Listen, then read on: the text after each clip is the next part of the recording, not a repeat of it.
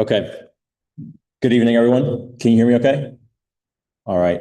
I want to begin by thanking each and every one of you for being here.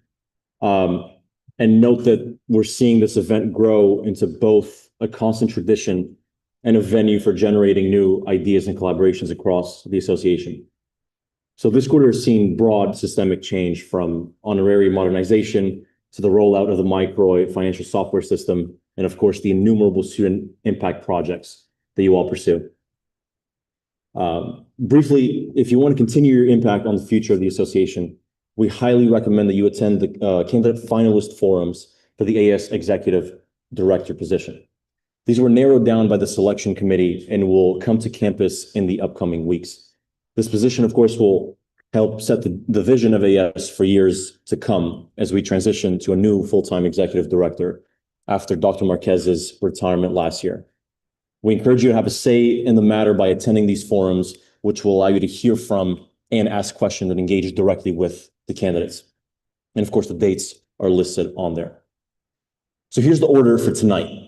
I will first invite up Brian Hernandez from the financial operations team to speak about how his team is leading the Microy rollout process throughout the association and how it will impact the work each and every one of you does.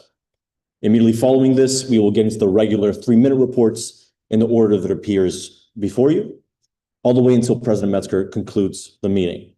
Let's all please remember, I know it's tough, to keep our reports strictly to the 3-minute maximum, and let's please line up next to the podium 2 speakers before your turn so that we can ensure smooth and quick transitions. At the end, you are very much invited to an impromptu networking session in the back of the room. I know some people got to get out of here, but we very much want to encourage entities to exchange ideas and build relationships as extensively as possible. So with that said, we look forward to hearing about your work, starting with Brian. Thank you all so much. Brian, feel free.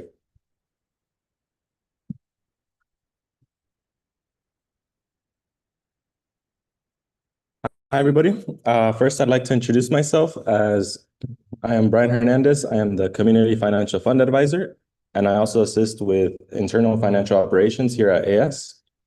The main update that I have today is that we will no longer be accepting paper and email requisitions anymore.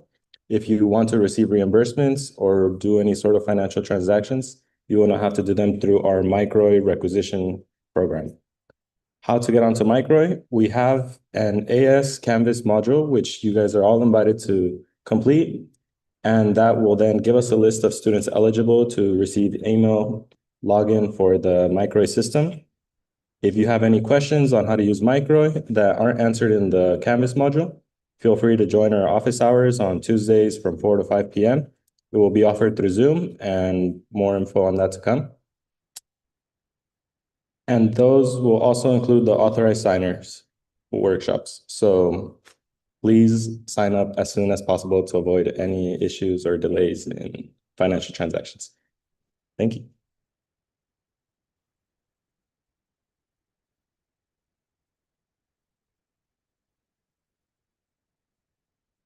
Thank you, Brian. And without further ado, we will get started with the presentations. And I'll have the speaking order available at your tables in just a few minutes. But the first 3 are HRB, bottom line, and recycling. So if you want to line up now, and then just as a reminder to line up a few presentations before your slide. And then you can click the arrow on the laptop to move forward. Yeah, thank you. Let's give a round of applause to HRB.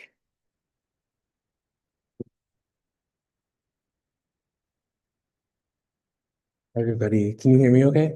Yeah, okay. My name is Noah Smith. I am one of the co-chairs for Human Rights Board. Our total budget so far is $65,000 with an estimated amount that we've spent this quarter has been $22,000.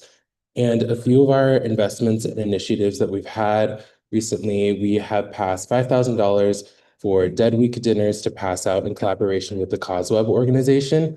Most recently, we've done a Know Your Rights tabling event where we were able to pass out flyers with knowledge about human rights and student rights here at UCSB and cupcakes to attract student engagement, which was very, very successful. We are in the process of the sugarcane screening, which is a license that we needed to acquire. And sugarcane is a screening to educate about past violence towards Indigenous and Native American communities, which is important for student advocacy and justice. We have passed $1,000 to start the language revitalization program with AS Senator Wahidullah. Our subcommittee, SRJ, standing for Student Reproductive Justice, Sex Education You Did Not Learn in High School, was also this week as well. We have passed $5,000 in grants to help with the student health reproductive products. And finally, we have also passed $1,000 to help support AS Emergency Food Fund when SNAP was canceled. Thank you guys for listening to my presentation.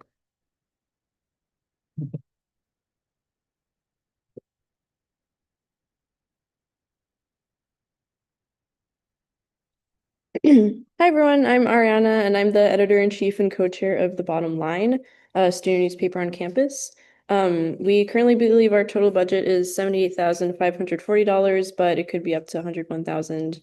And we believe we've spent about $7,000 this quarter. So part of that goes to our print editions, which come out every week 4 and week 8. So we actually have one coming out this week, which you might see at our blue newspaper boxes like these. And also just at resource centers in the SRB and just a variety of locations. And we're actually going to be attending the Associated Collegiate Press Conference and sending editors there, which is going to be in a few weeks. I'm also going to be presenting there. And yeah, we just regularly publish on our new website, which is on Substack. It's not on WordPress anymore, or at least at the moment. About 20 more articles per month that are essays, comics, photo stories, investigative, just a variety, but thank you.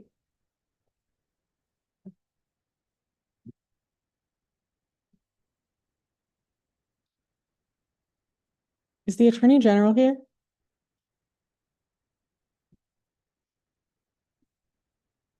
Ija? Fantastic. Okay. The next few will be Ija, IAC, BWHC, and then IVCRC. So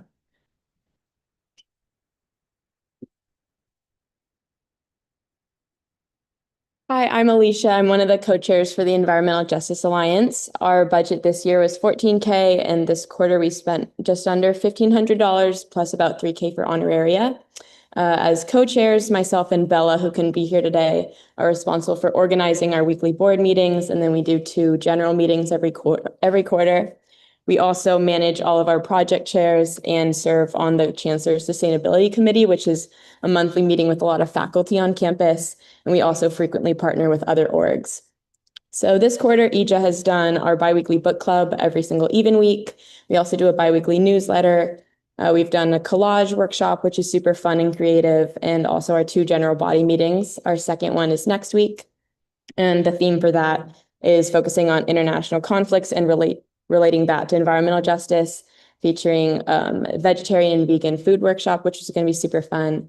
We also are subcommittee experts for environmental justice on the climate action plan. We're working on drafting that with the university. And we've done things like sustainable card and tote bag making. We've done 2 film screenings where we've actually gotten to do a Q&A with the directors of both films, which has been super, super cool. And then coming up this week, we also have a cooking class with health and wellness and using produce from the food bank. So that's what we've been up to.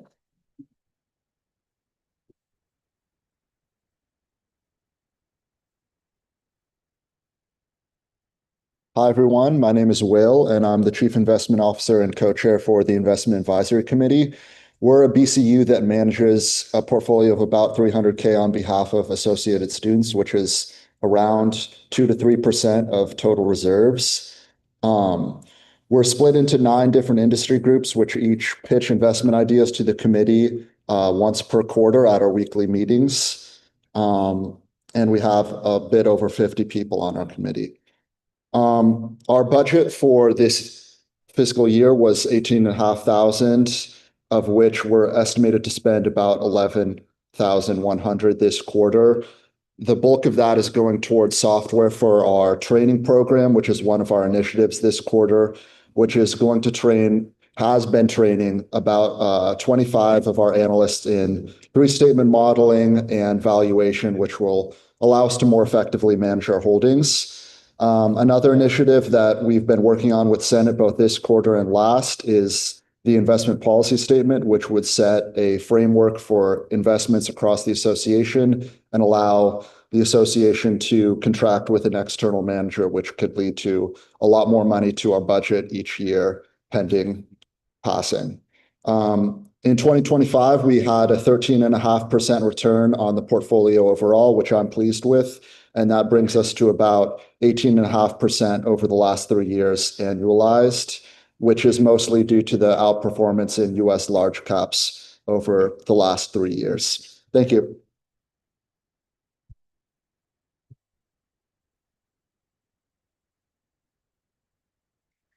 Hi, my name is Fatoumata Kere. I'm here on behalf of the Black Women's Health Collaborative as one of the co-chairs.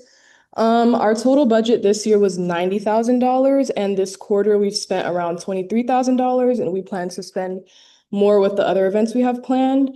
So as for the events and projects we had this quarter, we had our Black Beauty Expo, our Brown and Crowns event, and Sapphic Scrapbooking in collaboration with the Pride Center.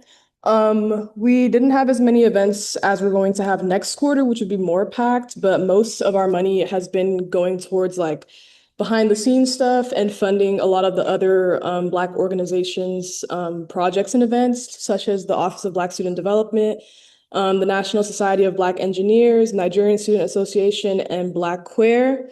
So Black Beauty Expo had around 120 in attendance, and Brown and Crowns had around 40 in attendance. Overall, we're doing pretty good. I guess our only really grievance would probably be just the budget drop that we've had has been really making it really difficult for us to support the Black community because we are one of the main sources of support and funding for the Black community. So right now it's like our budget is kind of tight in us planning events and like funding everything else. And another thing I wanted to mention is that while our board has been doing pretty well with everything that we have going on, we were not given an advisor since the beginning of the school year, and it's made it really, really difficult. I don't know if any of you guys know how hard it is to navigate an AS org without an AS advisor, but we've been doing it literally everything by ourselves. So I guess on behalf of us, like we've been feeling pretty neglected by associated students, given the fact that it's taking everyone a really long time to notice, and I've been going to the office a lot, and we haven't really had any attention until recently. Lily from AS Admin has offered to be our advisor, it started yesterday, actually. So I really appreciate her, but I guess we just want to say, like, if AS could maybe, turn more of their attention towards the communities that are being overlooked on campus, because it's really hard to navigate a lot of the administrative and logistical parts of AS without anyone to guide us. So yeah, that's pretty much it. But this is how we're doing in all of our grievances. So thank you.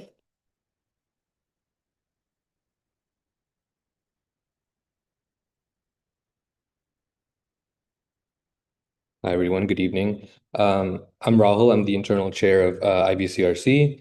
Our total budget for the year is $231,000 and $231,125. Last quarter, we spent about 17% of our budget. This quarter, we saw a significant increase in the amount of funding requests that we got, and we spent about 40,000 funding student-run events in the Isla Vista community.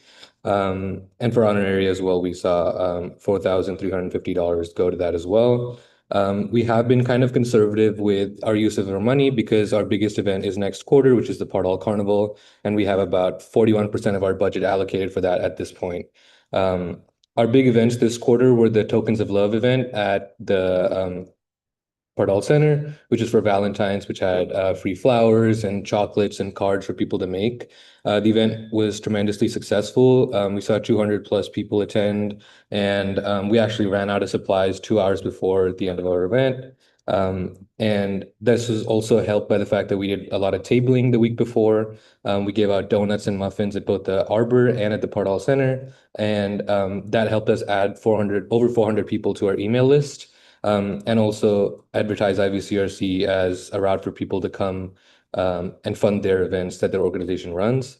And we also did funding grants for a lot of different clubs and student organizations, including, but not limited to, Laughology, IJSA, UCSB Club Tennis, Indus, the Edible Campus Program, and so on. So yeah, that's all from us.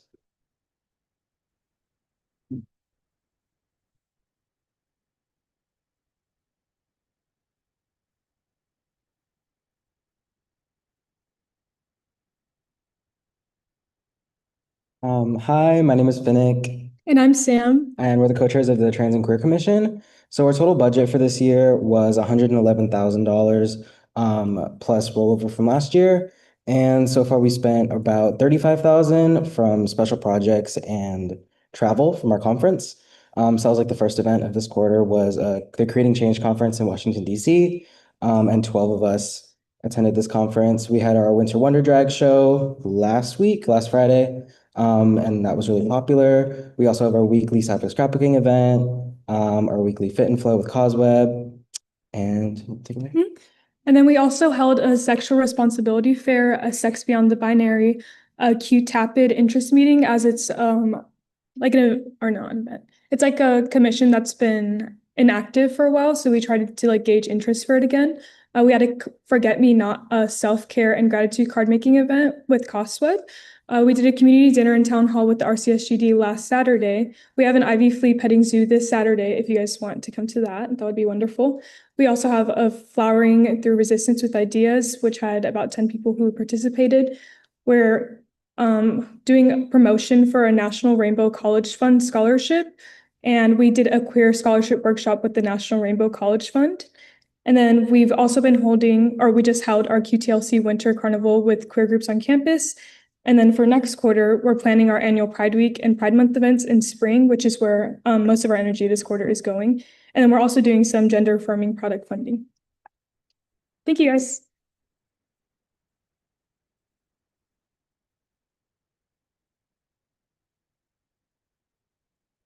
Hi, everyone. My name is Jessica, and I'm one of the Community Affairs Board co-chairs for this year. I'm happy to be here tonight representing CAB and sharing our accomplishments from this quarter. I also want to give a shout out to our leader board members, whom I deeply admire and make these events possible and pour so much passion into everything we do. We started the quarter with a budget of around $154,000 and have spent approximately $40,000 of it so far, not including expenses from our most recent leaderboard event and not including volunteer week expenses, which we anticipate will be around $90,000. This quarter, we reviewed 16 internal funding requests and 9 external requests from RCOs here on campus. The initiatives and events we've chosen to highlight reflect the range of communities the Community Affairs Board aims to support.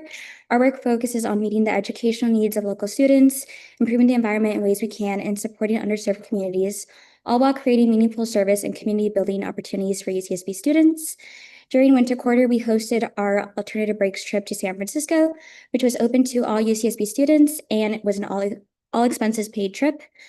The purpose of the trip was to broaden students' experiences and understanding of community service by providing firsthand experience with how access to food, clothing, and housing impacts real communities. At St. Anthony's, volunteers sorted through donated clothes to support the houseless population in the Tenderloin district, and at Habitat for Humanity's, volunteers painted children's playhouses.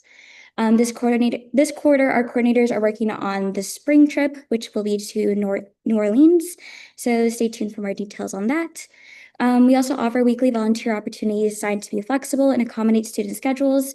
These include tutoring elementary students through the Family Literacy Program and doing crafts and playing board games with children at the Santa Barbara Charter School, to name a few examples.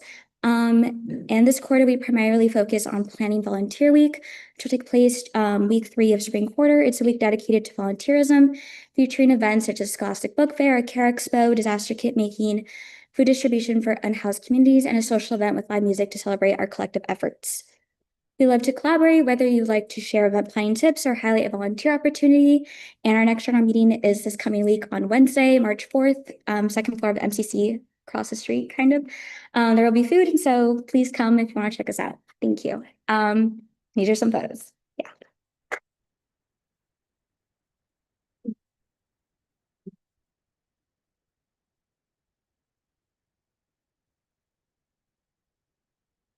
Hi, my name is Yo-Yo and I am the chair of the Creative Media Unit. Our total budget is around $12,500, and this quarter we spent about $5,500, which doesn't include our student staff salaries. In fact, yesterday we had to request extra funds for our student staff salaries because our budget for that was cut. But in the end, we still actually need that money to support the services that we can offer to the association. So some of our projects, we continued the AS Spotlight campaign. This project is a bit delayed due to staff shortage, but soon we'll publish our interview with the internal vice president to hype up elections. And we also managed to film an interview with the external vice president for local affairs this quarter. We also started a branding initiative, and this includes several components. Number one, I have my Pearman Fellows working on a marketing report. This quarter, we were able to meet with about 10 different BCUs and learn about how their outreach and marketing efforts have been going. And this report will act as the basis for improving our marketing as an association. We will also write down more specific branding guidelines. You can see here's an example, a draft of what branding guidelines will look like for the association, and we'll also create branding bundles of Mapache and Storky stickers for BCUs to use. Our Chief Technology Officer did a web analysis of the main AS website, and next quarter we will work with Alex to redesign the AS website. And we also look into expanding creative opportunities. We will also be helping Elections Board with the elections campaign, and this will mainly be social media coordination and graphic design support. This quarter, we also distributed more bucket list maps to student affairs, and that was a project that received really good feedback last year. So some of our services, and this is everything that our student staff have been able to do. We actually have only like 5 student staff, and they did all of this quarter, which includes graphic design for logos and also for different event merch. For photography, we just completed hiring 2 photographers this quarter, and we will be offering LinkedIn headshot sessions for free. The 27th is an upcoming headshot session, and we also take event photos and headshots for different boards. And for videography, our videographer filmed the Protect Your Peers Week, and she will also be working on the elections campaign. We also coordinate Storky appearances. So if you've seen the huge Storky suit going around campus, that's also from us. And you can request an appearance of Storky from us too. Just go to our website, which is actually linked on this page. And then as for Instagram, we created an AS events group chat. And in this group chat, all BCUs can post their events that are happening during the week to that chat, and our social media coordinator will create a weekly events post and post that to the ASUCSB Instagram. And if you want to collab on any posts or have us share any posts, feel free to reach out.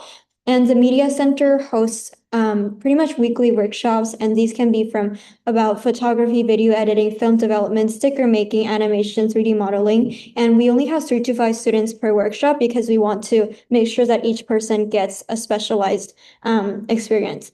And the Media Center rental program has been doing really well. We rent out cameras and other accessories, and we make about 150 to 200 rentals per quarter, and we will be acquiring new equipment. And just to share a bit about our subcommittee, UCSB TV, they're the official television station of UCSB. And this quarter, they were able to complete 21 Instagram stories, 6 photo stories, and 2 YouTube features. And they mostly focus on covering the Santa Barbara International Film Festival. They also did a news story on meal swipes where they interviewed some senators. They did a lot of sports coverage and also covered campus and community protests. And they're actually only a group of about 10 students too, so this is really impressive. And I also am going to represent the Global Gotcha Commission as its communications director. The Global Gotcha Commission is focused on international student advocacy. Our total budget this year is about $71K, and this quarter we spent about $15K. So some of the projects we had a total of 9 programs. projects and collaborative events. And this was mostly focused on community support and resource navigation. So we attended the COSWA Winterfest tabling, and we gave out a lot of our self-designed merch that's meant to reflect the features of Santa Barbara. We collaborated with Health and Wellness once again on our global mentorship program. And this program, I think we had about maybe 10 to 20 pairings this quarter. This involved an international craft social and also a mentor workshop for those who apply to become a global mentor. And we also had a study jam for this global mentorship program.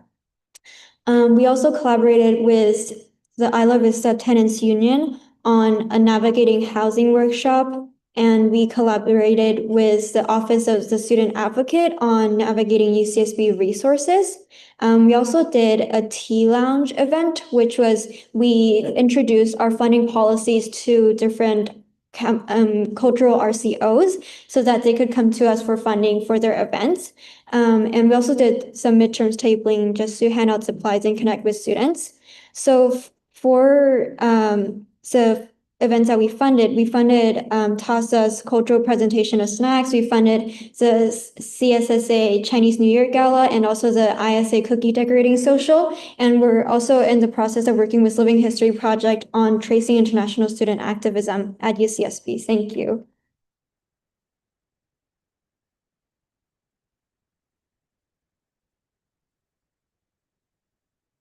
Hello, everyone. I'm going to go back a few slides. I'd like to extend my apologies for missing my slot. I was doing some midterm cramming. Okay, my name is Natalia Pasher. I serve as your Attorney General, and my office is pretty straightforward. We deal with legal code violations. As far as our budget goes, the most of it is going to honoraria. I think we have $100 in operating, and the rest is going to honoraria. And today I'm going to be telling you about one of the projects that our office is taking up, because in the face of absence of violation inquiries, we like to conduct research and spearhead our own projects. So today I'm very excited to announce that we are working on something called the Civil Code.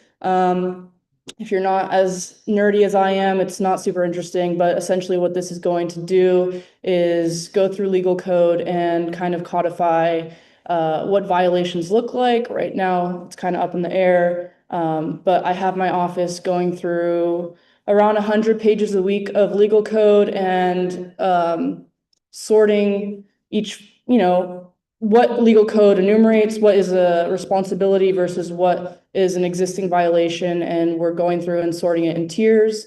Something else that we are working on or going to be working on is auditing the lock-in fees. Previously, the Attorney General's office has produced per Senator Lucan's work, a USSA brief, which we're going to be looking to do as well with some of the lock-in fees. And so this website here on my slide kind of has the rest of our information, violation inquiries, where to find us, conflict of interest is a big thing that we do. I've reached out to all of the chairs here and asked that you distribute the conflict of interest form if you have not already to your BCUs. And yeah, anything, email me. Good to see you all. Bye.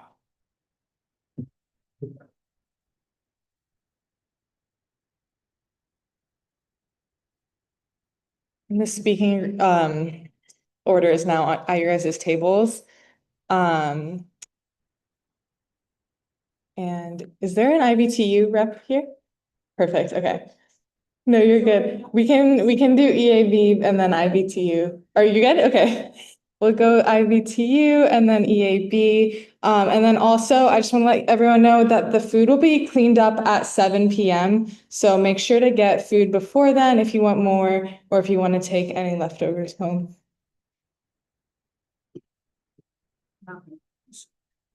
Hi guys, my name is Michaela. I'm the chair for IBTU. Basically, if you guys aren't familiar with our organization, we kind of just help with any housing issues on campus. And we just do a lot of advocacy. So this week, kind of our slow quarter, just because no one's looking for housing. Obviously, hopefully everyone has found it, but we do a lot of housing presentations in terms of like subleasing. So students are going abroad, starting to plan for next fall. We do housing presentations at San Miguel, Santa Catalina, and then also other organizations. So like we did Chi Delta, like the Asian sorority, and we did AK Psi, like the business fraternity, and PAD, the pre-law fraternity. So we just we just do what we can to advocate and like spread knowledge among students. And then we also tabled at the housing fairs that happen pretty weekly with UCHS. We collabed with Eli to air purification plan giveaway. We're working on a resource corner in Pardall Center.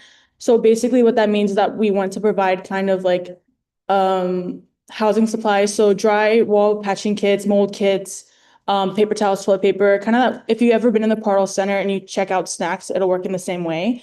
We also added a new position, administrative director. We did mold kit giveaways, drywall patching kits, homelessness giveaway with AmeriCorps that works in IV. We're also working on a grant with the financial crisis response team. And we also finalized a housing database on our website, which is in the photo. It kind of looks like the the one that UCSB already has published, but it's really cool because you can do like, you can go by category, price point, guarantor, things like that. And then we also publish weekly newsletters on our website and letter templates if you want to write your landlord. We don't really know how to professionally, so we do topics like how to ask for security deposit, how to file a complaint, etc. And that's basically all we did this quarter. Thank you.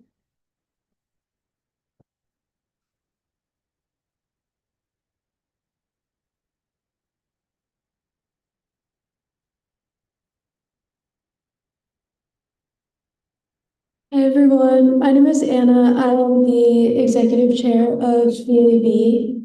Our yearly budget is 42,780.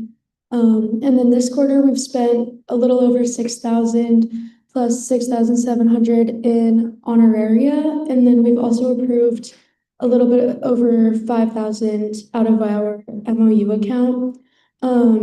If these numbers look a little bit low, it's just because our largest expenses come during spring quarter when we have our big Earth Day festival and we host the Plastic Free Fair on campus. We have weekly general meetings on Wednesdays. We have a huge range of activities that we do at those. This quarter we've had some eco-friendly crafts. We did plastic-free lip balm making, a few Valentine's Day activities. We had some guest speakers. And then we've done band listening parties for our Earth Day Festival. We've done collaborations with IVRPD, the Reef, Environmental Justice Alliance, UCSB Sustainability, Edible Campus Program, and the Environmental Law Club. We hosted the Environmental Justice Community Dinner with EJA. We tabled at the People's Hearing, which was organized in collaboration with Surfrider and the Community Environmental Council in Santa Barbara. We've done a lot of social events like painting, sunset walks, hikes, things of that nature. And then coming up, we have a lot of exciting things towards the end of this quarter. We have our Green Chef event, which highlights vegan and vegetarian food options in IV. And then we're launching our newest advocacy campaign. In addition to the Stop Sable campaign, we are going to start working on the county oil and gas phase out. And then looking forward to spring quarter, we've been working with the Office of the President to make Earth Month possible. That'll be culminating in our Earth Day Festival. And we will also be hosting our Plastic Free Fair. So yeah, thank you.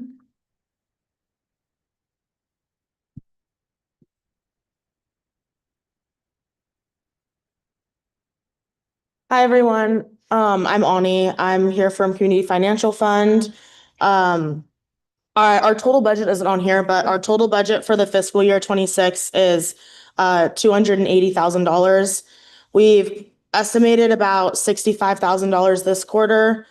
For our winter grant workshop, we had 527 signups, 353 attendees, and 295 approved grantees, which means that we gave the students back around $59,000 in grant distributions.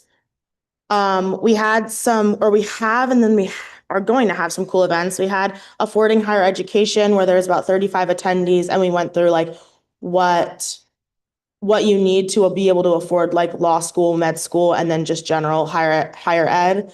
And with that, we gave away 3 different test prep books, one for the LSAT, one for the MCAT, and then one for the GRE/the GMAT. And then we're going to do a managing finances with disability, and then debt beyond student loans, and then confidence in salary negotiations. We're planning on doing some large events in April for Financial Wellness Month, and we'd love to collaborate with you guys. On April 1st, we're going to have a financial wellness fair.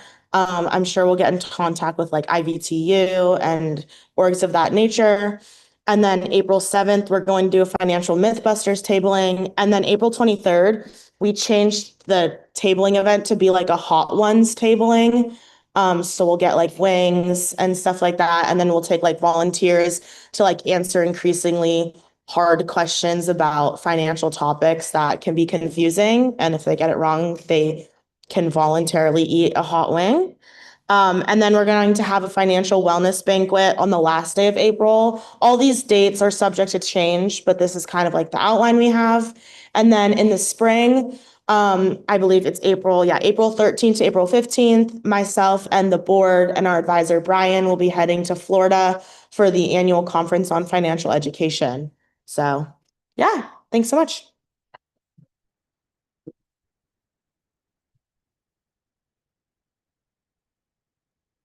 Hi, everyone. I'm Sylvia. I'm the admin and outreach coordinator for Coastal Fund.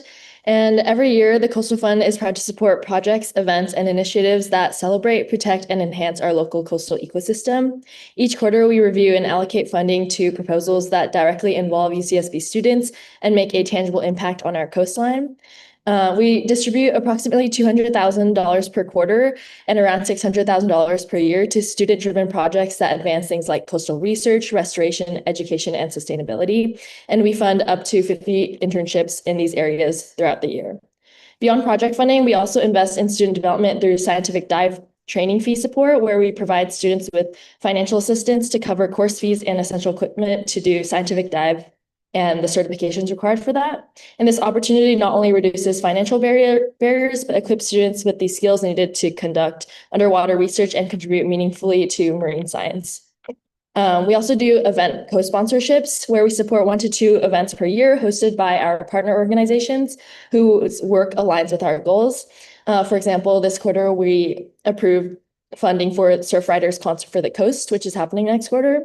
And these partnerships strengthen our collective impact and expand community engagement around coastal stewardship around our campus. Each year, we come together to celebrate all of our accomplishments through the Coastal Fund End of the Year celebration, where we highlight the projects we were able to support over the year and to build lasting relationships with our partner organizations, as well as recognize the dedication of our student leaders and showcase the projects that we've been able to support for the year. Thank you.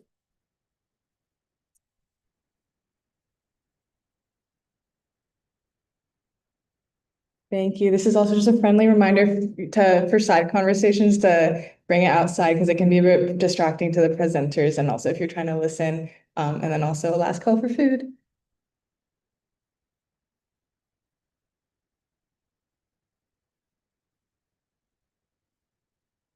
Hi, everyone. My name's Anthony. My name's Rita. We're the co-chairs of Bike Committee. So our total budget for the year is $233,000. And other than honoraria, we spent $0 this quarter because we spent all of our money that we've been saving up for several years last fall on the ILP bike path.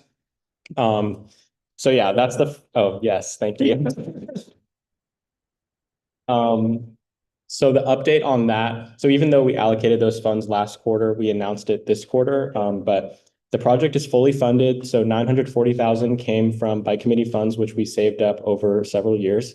And then we negotiated that the remaining $460,000 come from campus discretionary spending. So no new student fees will need to be added for this bike path to be constructed. And onto some of the smaller scale stuff, we had bike light giveaways. And so we gave over some leftover bike lights that we had from our fall giveaway because of the time change. And also we're working on updating our infrastructure tracking system. So we're like organizing future path repairs based on this like severity of the issues and the traffic that goes through the area. And we're also planning to have an educational workshop collaboration with Move SB County for spring quarter. That's it.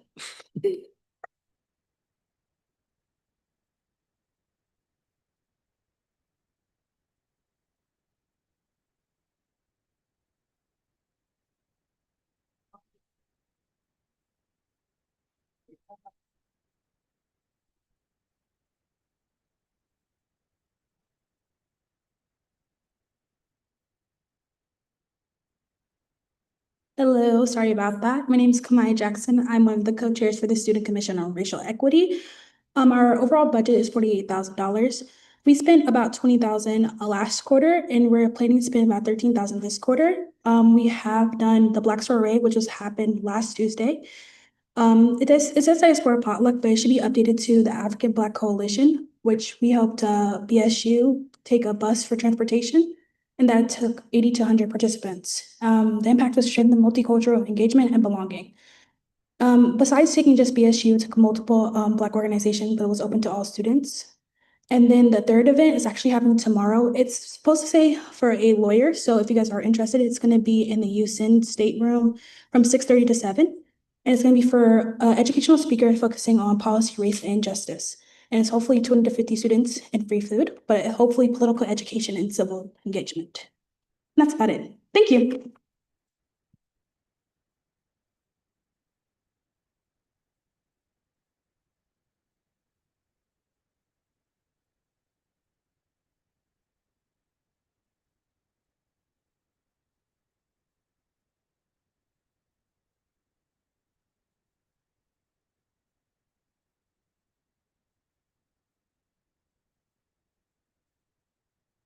Hi guys, it's your favorite committee of the year, especially for this week. It's okay, it's okay. Well, as most of you guys probably know, budget cycle is happening this week from 9 to 4, and I actually did the slide 10 minutes before this, so it's a little bit rough. But in general, until this point for this quarter, we approved 136 events, both for RCOs and internally for ASBCUs. With a total allocation of 328,000-ish in total. And we're doing budget cycle, obviously, for this week, which is 60 sessions for from 9 to 4, Monday to Friday. I called off my other work, which pay more than this, to do the budget cycle. As most of you guys also know, thanks to our amazing FinOp team, MyCoin is all finally in place. Basically what it does is that you can now check your live balance and check the process of your requisition now, and everything is digitalized. So you also don't need to worry about lose of receipt and all that. And throughout the quarter, we also did a few more improvements on Flux. I don't know if you guys know anything about Flux, but also just a tentative plan to put out there so everybody have an understanding. We're also trying to basically expand Flux for all funding requests across the association. So basically RCOs who are trying to request funding for a certain mission that aligns with certain BCUs within the association can also use Flux as a centralized platform to look for where can they get extra funding, not just only come to finance committee because that's the only place they know to get funding, even though we have a lot of alternative source of funding. We also worked on a new website. So if you guys go into click on the website now, thanks to our amazing new web developer, Alex, he did an amazing job with the whole aesthetics, and there's clear direction and clear there's also an update of all the instructions of how to get funding from finance committee now. And just regular stuff, internal reorganization of officers, basically improving workflow. I believe we set a record this quarter, for a week 2 meeting, we processed 64 requests in one meeting. So I think that was something. Yeah, thanks. Okay, I think you're overdoing it a little bit, but thank you though for the support. Also, on a side note, we're also initiating internal fiscal data analysis of the types of event across different organization, different type of organization that we funded in order to basically gain a max efficiency for next year, directing how we internally allocate those internal funding accounts and all that. And just, basic stuff for outreach material and all that. There is one important thing that I need you guys to help me out. This is a QR code for the Canvas module for MikeWay. Would you guys please take out your phone if you're not signed up with that thing, go scan it, add the course to your Canvas and actually do the training, please. I will not get off the stage if I don't see everybody pull their phone out and do scanning. Please, please, please. Because as you guys remember what Brian said, we're not going to take any paper or email requisition anymore at the end of this quarter. So this is actually doing all of us a favor of like, just in case that you guys don't know how to do requisition and everything. People good? You got a QR code? You're all aware of the process and everything? Okay, there's just 2 tables, okay? Like there's more tables than that. Like, okay, cool.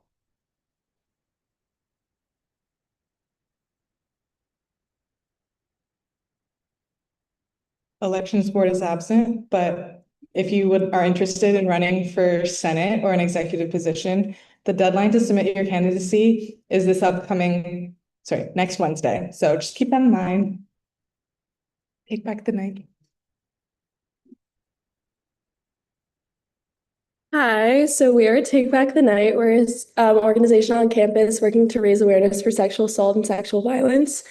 Our total budget is $102,000 around there, and we've spent around $27,000 excluding honoraria. I'm Cameron for reference, and this is Kayla. Sorry. So some of our projects and initiatives this quarter is we hosted weekly self-defense classes in collaboration with CauseWeb, which had about 5 to 10 weekly attendees. More people signed up, but then kind of stopped coming later. We helped fund the Sigma Alpha Zeta Run for Love 5K, with all proceeds being donated to domestic violence solutions. We hosted a self-love social around Valentine's Day where 62 people came. On Thursday, we're having hygiene kit making in collaboration with CAB, and all of those kits are going to domestic violence solutions. We helped fund the Thriving Not Just Surviving Winter series. We hired a social media coordinator. We've been working on the Lagoon Safety Initiative. And on our part, we funded a CSO tent for the commencement lawn, which will be there Thursday, Friday, and Saturday nights in spring quarter. Yeah, that's really exciting, guys. And we joined the temporary Senate Student Safety Committee, where we're meeting with UCPD and other senators. We tabled at the Sexual Responsibility Fair. We helped fund reusable menstrual cups in collaboration with AS Zero Waste. We tabled at the Winter Involvement Fair. Upcoming, I think it's next week, we have a history of Take Back the Night with the History Club. And again, another history event, History of Survivor Support on campus with CARE. And upcoming in spring quarter, we have our April rally, and that will come with a poster making event. We're planning our Denim Day thrift fair.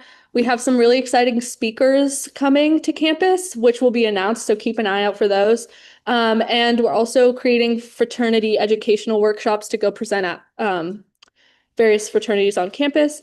And please reach out to us if you want to collab and join Sexual Assault Awareness Month. We're looking to have more events and collab with different organizations on campus to really spread awareness during April. So thank you, guys. Thank you.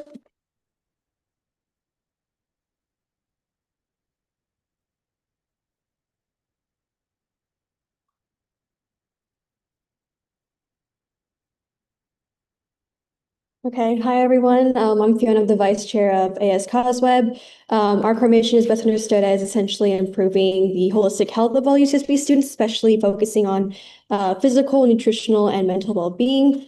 Total budget was around $47,500, and after honorarium, we operated with around like 31,000. This quarter, we've been pretty active, and we had estimated spend of around 7,000 so far.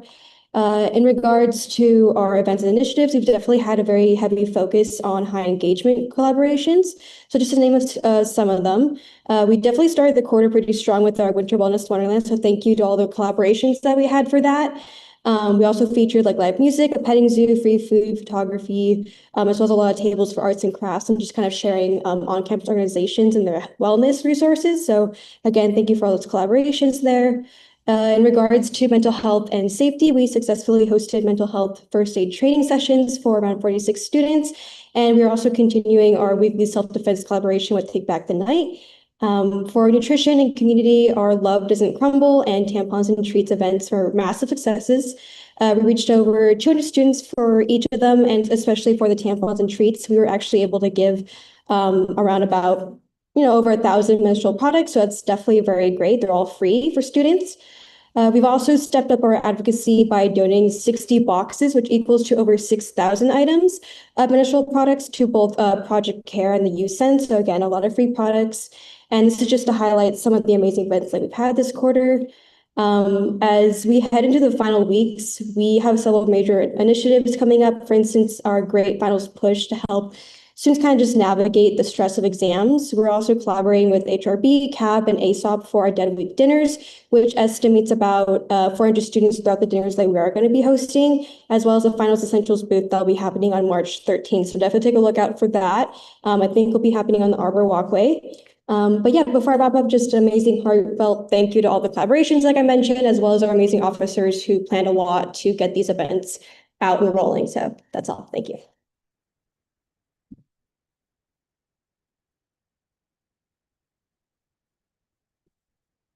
Hi, my name is Vinny.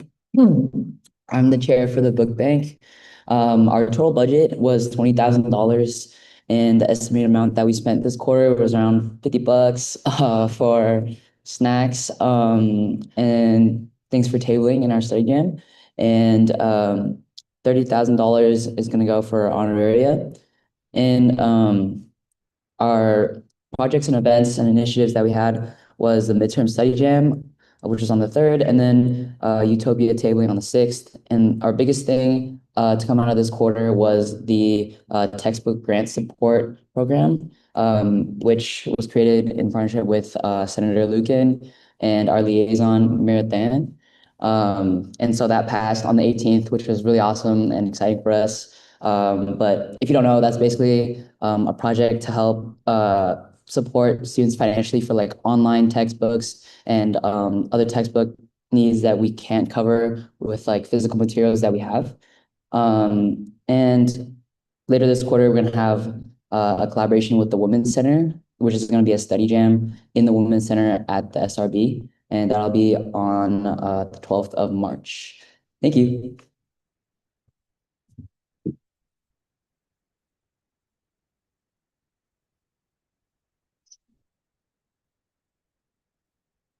Hey, hi everyone. I'm Hannah. I'm the chair of the Pardall Center, and our total budget is around $233,640. This quarter we spent about $63,000, and we're expected to go towards our rollover and spend around $30,000 of our rollover by next quarter. So we're in the planning of requesting more funds.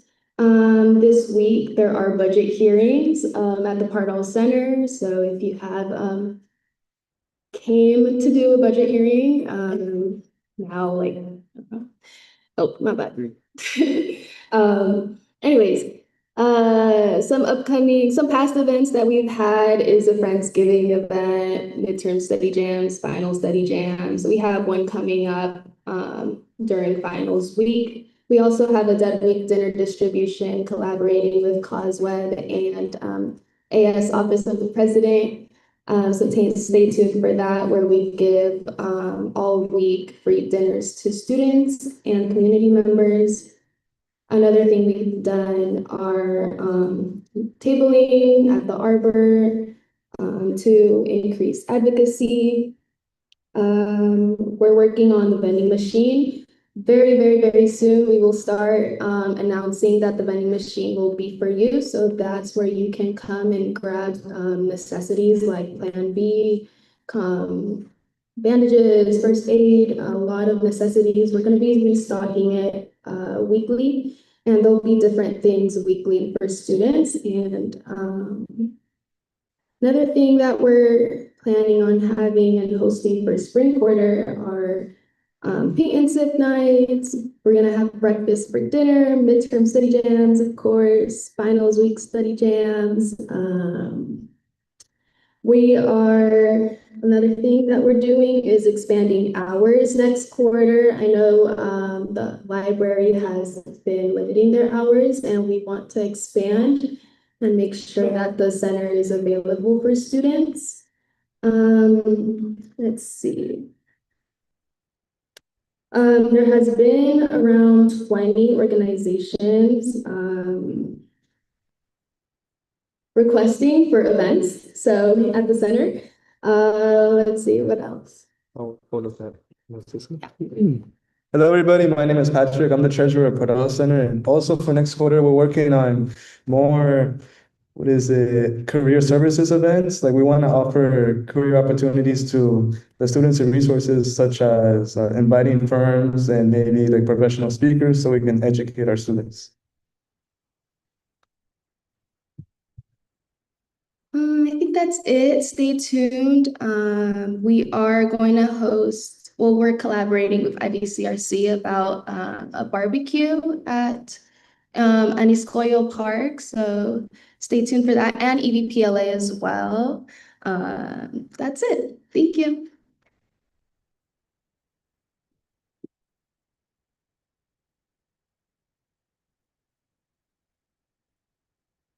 Okay, hi everyone. My name is Sadie. I am a co-chair for Transfer Student Alliance. Good afternoon, everyone. My name is Matthew Valencia. I am the treasurer for the Transfer Student Alliance. Our total budget for this year was $15,000, with $10,000 of that allocated to honoraria. Our estimated amount spent this quarter is going to be $1,500 plus another $2,500 of honoraria. And then some of our projects this quarter, we have our weekly general board meetings every Thursday. We've been doing onboarding for new members to fill the board for next year. We have a collaborative event with the TSC next week for the final study week event.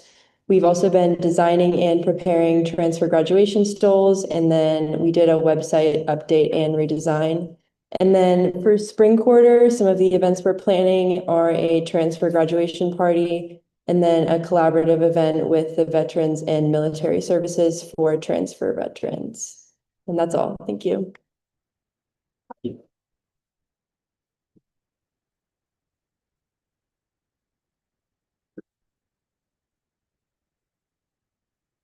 Hi, my name is Metzley. I'm the state and federal co-chair for Lobby Corps. And my name is Lily, and I'm the local affairs co-chair. Our total budget for the year is $53,700. We spent about $250 on our general body meetings and our town halls for food, and we're going to spend an additional $40,000 on our DC trip by the end of this quarter or early spring. So as for our projects, we helped coordinate student representation at the UCSA, which is the UC Student Association Students of Color Conference, otherwise known as SOC. We also worked to call our representatives for DHS appropriations vote, and then we also hosted a Latina town hall. We are also working on, we did lobbies, Laura Capps' office, and again, we're going to bring her back, as well as with Congressman Salud Carbajal for a town hall for each of them individually. And then we're also planning travel and lobbying trainings for both UC and UCSB Hill Days, where in total we'll be bringing around 40 students out of 130 applicants. And then we are currently also in the midst of planning SLC, which is a student lobby conference. We are coordinating both the educational aspect as well as like the travel. And then we also hosted educational meetings on the cohort tuition model, and we're planning lobbying around that as well. And then for the spring, we're currently planning our Latina, AANHPI, and SWANA lobbying trips and trainings to Sacramento with the UCSA as well. Regarding our participation, we get about 24 students at our general body meetings, which are bi-weekly. For the Students of Color Conference, which was hosted at UCSB, we had about 35 students, and next weekend we are taking 50 students to Sacramento for our lobby conference. Thank you.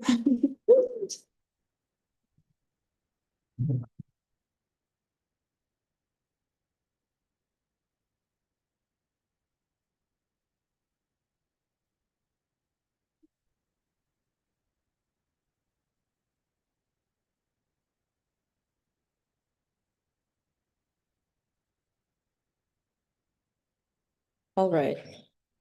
Hi, my name is Megan. I'm one of the co-chairs for PMHC. Starting off with our total budget, we have 46,600, and this quarter we spent about 12,000 of that. One of our main projects that we're working on currently is the mental health conference, which we formed a committee for this quarter, and they're meeting weekly to plan for that. We're funding the reproductive justice program in collaboration with the Human Rights Board to provide funds for emergency reproductive health services for students. Another big initiative that we're spearheading is Narcan box distribution, which we collaborated with the president and with Gauchos for Recovery for. And we're restocking all of the boxes when they run out in student housing. We also administered mental health first aid trainings with CAUSEWeb, we are working to fill student trainer positions for the subcommittee for that. We did various, outside of these initiatives, we also hosted various smaller events such as various tablings, Winter Wellness Wonderland plate smashing event, and we also are hiring new members. Coming up, we have a few events as well, such as finals tabling, an Art for Health showcase, final study session, hot chocolate and coffee giveaway, and a first generation students event. And our main thing next quarter is the mental health conference, which is our biggest event of the year. So we've been doing a lot of planning for that.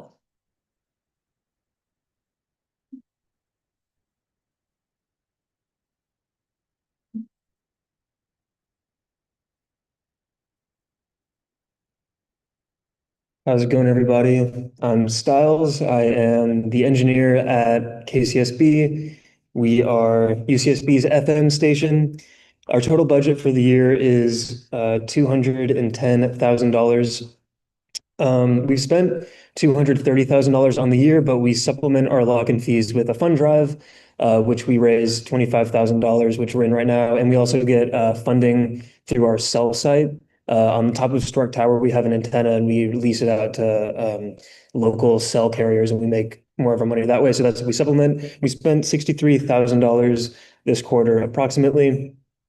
Our station, a lot of the funds go to our 24/7 radio broadcasting, available on our FM frequency at 91.9 or through our website at kcsb.org. We are an independent, non-commercial station, which means we don't take any money from corporations for advertisements. All of our money is sourced through the students or through community donations. Our programming consists of 80% of students, and then that other 20% are long-term community members who have had shows for up to 20 years. All of the paid staff at KCSB, for the most part, run volunteer committees too. So I, as the assistant engineer, teach audio engineering and mixing to a committee of about 20 people. But we have a ton of different other staffers who do music reviews. We have news reporting. We cover sports games. We have a zines committee, archives committee, a ton of different really cool volunteers. And we have about 200 total volunteers around the station. We also do journalism workshop series. We run a t-shirt design contest that we wrapped up this quarter. We cover local music, and we do live in studio performances. Something cool is I just had Phil Elverum from Mount Erie or the Microphones, if any of you guys listen to that. He came in and did a live in studio last week, which was super fun to have him. We teach this program called K-Juice. Every quarter, we have about 25 to 30 students who are trained with FCC regulations and get ready to broadcast a show on our program. And then this quarter for events, we also did a KCSB prom at the Ivy Community Center, which was really fun. We probably had about 150 people go up to that. We had live bands, tabling, screen printing. And yeah, we're also just tabling for our fund drive right now and getting more cool live in studios ready for highlighting more local bands. So yeah, thank you.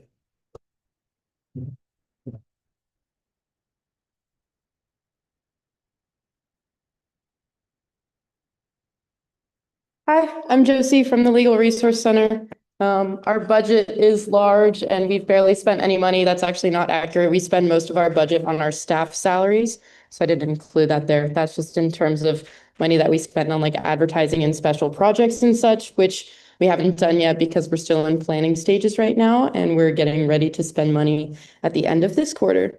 This quarter, we've had 153 LRC appointments to date, and we're working on small side projects like new magnets and chip clips and stickers and T-shirts for our center, as well as collaborations like those presentations that IDTU is talking about. We've been attending those and presenting as well. And we're working with local land boards and a team from the EVPLA's office on a couple community projects aside from that. That's all.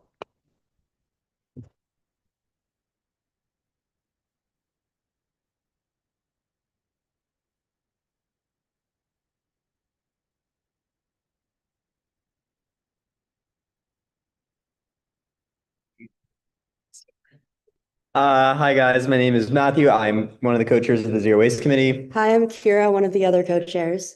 So our mission is to design, plan, and implement zero waste initiatives on campus and throughout Isla Vista to help the community reduce their impact. Our total budget for the year is $27,500. Total spent this quarter, including honoraria, is going to be $11,254 and $99 to be exact. I guess I'll do stats highlight. You do what we've been up to. Okay, so some stats highlights. Our shoe recycling program. This is from our end of fall quarter drive. We recycled 73.2 pounds of shoes, diverting around 135,000 gallons of water. It's a couple years of showering. And then for our sports waste recycling program, we recycled 47 swimsuits, 22 goggles, 6 pairs of fins, and then our Fix It Fair, which we just had recently at Utopia. We were able to fix a total of 61 items, which I think is a record. And then our social media, as you can see, Kira is up here running and jumping. If you guys haven't checked out our Instagram, please do. Just throwing this up here, we got 20,000 views, and that is unpaid. So we're really focusing on education outreach this quarter. Yep, and a few things we've been up to. We had our winter quarter Fix It Fair a few weeks ago. That was pretty successful. We do our shoe and sports waste recycling programs, which we've also expanded to University of Vermont and SBCC, which is pretty awesome. And Matthew was asked to present at the Northern California Recycling Association on March 25th. So that's pretty cool. We're also doing our reusable menstrual products with Take Back the Night. We've increased our social media outreach and communications presence, as you can see by that video of me. And we are planning for our annual Zero Waste Festival, which is in April. All right. Thank you, guys.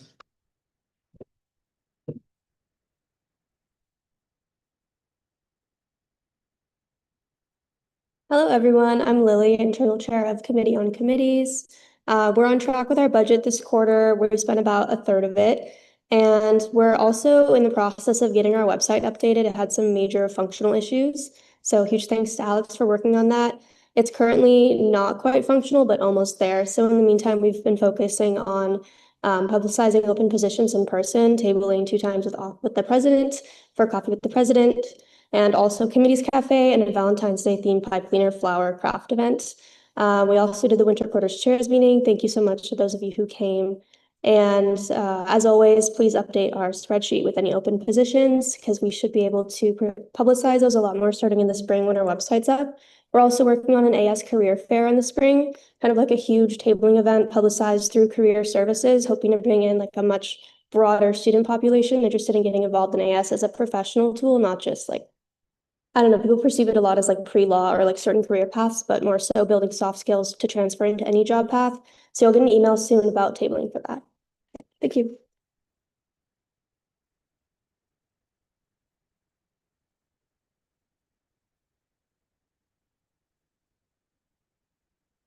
Hello, my name's Silali Sanchez. Hi, I'm Tony. Silali's gonna be doing most of the talking. I'm a little sick right now. She lost her voice. But I'm the internal chair for DICES. So this quarter we've spent $5,100 of our $23,400 on honoraria, and the rest is $3,462.86 on our events and utilities. So that includes all like social events that we've put on so far, our Rob's Gym payments and our storage payments. This quarter, we will be going to Danzantes Unidos Folclóricos. It's a conference where we will learn about different dances as well as attend the University Summit. We want to host one here next year. So this year it's very important that we go. It'll be a good way for UCSB to make connections with other university and expand on cultural inclusivity within the UC and CSU systems. So far, we've had a vision board making social, the Amores de mi Tierra event, and a hair and makeup social. We did that yesterday. We've done 3 performances this quarter. For UCSB basketball, the UCSB Dance Company Showcase, and we're going to be performing on March 7th for DODCON's competition. We're going to be doing an exhibition for them since we did help them with exceptions. So far for outreach, we did the MCC Children's Day workshops at Orpheus Children's Center last weekend on the 21st. And right now we are in conversation with Ivy Elementary for starting a PE program next year for Folclórico, because now they have a budget for it, or not a budget, a standard for it through the district. So far, we've had partnerships with CMU for our photo shoot, which is going to be happening this weekend. Our showcase, merch, tabling, and materials, they came and talked to us. And right now we are currently planning our Sabores de mi Tierra event. We are looking for a location. So if anyone can help us with that, that'd be great. Everything else is pretty much done. We are working on planning our showcase in Campbell Hall. We've already started conversation for that. We're currently planning a Cinco de Mayo concert with IVCRC. And we will be looking for orgs to table. So if anybody's interested, please let us know. And we're working with El Congreso on their Latina College Day workshop. We're going to be doing a performance and planning different workshops with them. We're also working with Move Ahead to do their academic conference with their outreach for the high school. So we're going to be doing a small performance for them, as well as volunteer to lead some of the what are those called? Tours around the campus. So we're also be working with them as well. Yeah. And then in terms of publicity, like I said, we're gonna have our photo shoot this weekend. We have 30 participants. And then we've also been doing Technique Tuesdays on TikTok and Instagram. And we're gonna be starting vlogs, which is something we want to do for spring quarter because we are gonna be having a lot more events and performances. So we want to start posting those on our YouTube channel. And these are all of our pictures from this quarter. Yeah. Okay. Thank you.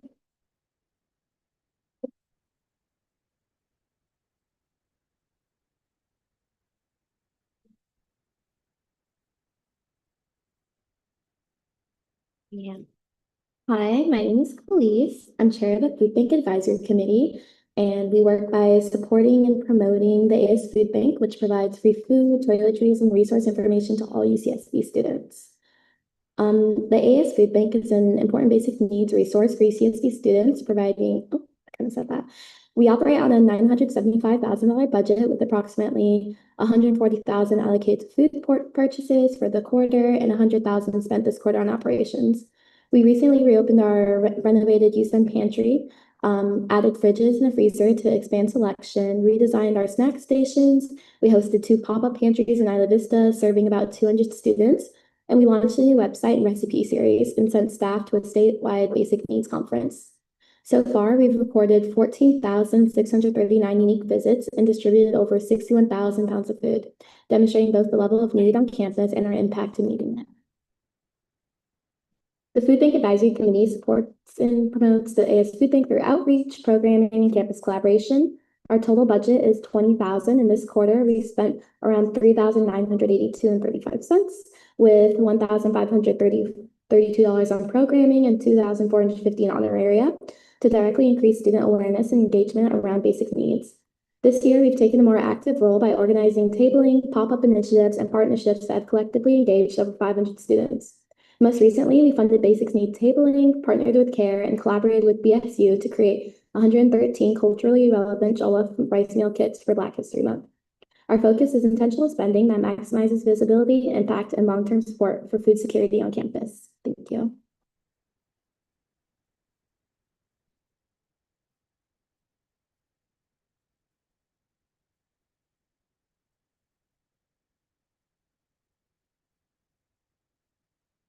Hi, everyone. My name is Ron Vitana, and I'm the external coordinator for the Living History Project on campus. And I'm Summer, and I'm your social media coordinator for the Living History Project.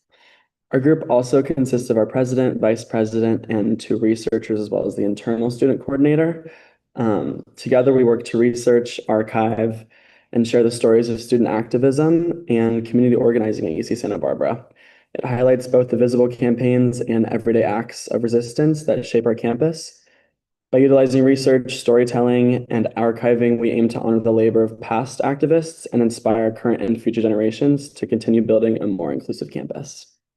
So currently we're working on several key projects, pulling from our total budget for the year of $9,219 approximately, out of which you've spent this quarter approximately $1,559. So this quarter, a key focus of ours has been on collaborating with the Global Gaucho Commission to highlight the experiences of international students at UC Santa Barbara. This work includes interviewing international students, writing a research paper on our findings, and publishing those findings in an accessible format on social media. We're also continuing to rebrand Living History Project, since this is only our second quarter sort of back from the grave, so to speak. So we've been producing tabling materials using our newly redesigned logo. We're also continuing to plan events for spring quarter. We're currently working to connect with our campus community via poster making events, Zoom making events, teach-ins, and making our archives more accessible to student researchers. We also plan to interview students in the Arbor during spring quarter based on any sort of campus goings-on to gather student feedback on contemporary activism and political discourse. All these efforts are designed to document history while actively engaging with our community in meaningful ways. If you're interested in collaborating on any historical or activist-based work, we would love to add more projects to our annual goals. Collaborating with student groups, organization, and fellow BCUs is a key priority for us. So just keep us in mind. Thank you, guys. Thank you.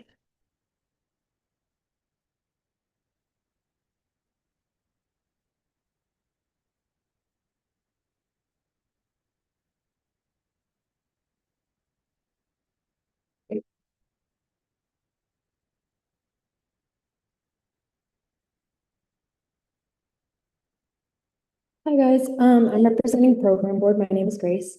Our total budget for the whole year is 2.1 million, and we've spent in this quarter 105, oh my God, I cannot speak. 154,656 and 89 cents. But I want to preface that we've spent 1.54 million this entire year. And I will preface also that most of our budget also goes to Extravaganza, which is our biggest budgeted event of the whole year. Some of our events that we've had this quarter are the Help, where we had an 800 capacity show in the Hub, which completely sold out. We had a free concert in the park in Anastoyo for the Army and the Navy, which had a 360 person attendance for a 400 capacity show. We also have our free Battle of the Bands and Battle of the DJs we had last week on Friday, which we had about 100 people attend, as well as Battle of the Bands is this Friday. So if you guys want to come, it's completely free. And it's also in Anastoyo Park. We also have our free Tuesday films, which are at 7 and 9:30 every single Tuesday. We also have one today. That is about 100 people in attendance for each showing. We have our free Stork shows, which have had bands such as Birchwood, Emergency Contact, and Georgia Band, which all have had about 100 people in attendance for each. We've also had our Valentine's Day Fest, where we gave away 1,000 plushies with the Stork show with Birchwood. And we also have bi-weekly Spotify playlists. It's just some upcoming things that we have for next quarter planned is on 4/4. You guys should save the date because we'll have our annual concert, The Warm Up, which you really won't want to miss. And we also have Extravaganza on 5/17. Thank you, guys.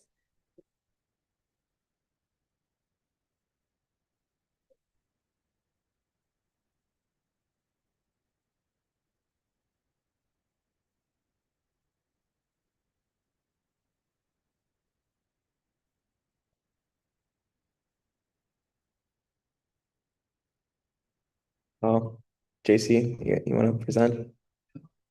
Thanks. Appreciate it. Okay, good evening, everyone, and thank you for being here. My name is Evan Sussman. I'm the first president pro tempore of the AS Senate. I email you all a lot and I apologize. And I'm Melanie Jones, and I'm the second president pro tempore of the Senate. Tonight, we would like to focus on the major initiatives that the Senate is moving into the direction of, which is modernization, structural accountability, and tangible student impact. So this quarter, we passed legislation to modernize the honoraria process, which was long overdue. Honoraria eligibility will now be tied to onboarding. So essentially, those whose appointments are approved by the Senate will no longer have to fill out individual honoraria forms. The only ones who would have to still sign a form is the chairs of BCUs. This is to ensure accountability.